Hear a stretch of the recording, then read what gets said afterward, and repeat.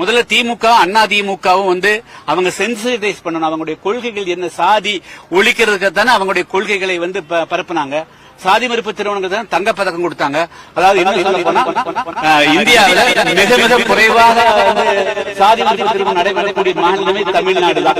பஞ்சாப்ல 40% நடக்குது, ஹரியானாவில் 50% நடக்குதுங்க, வடகிழக்கு மாநிலங்களில் 70-80% நடக்குது, கேரளாவில் 30% நடக்குதுங்க. இங்க முற்போக்கு பேசக்கூடிய தமிழ்நாட்டில் வெறும் 2-3% மேல திருமணங்கள் கிடையாது.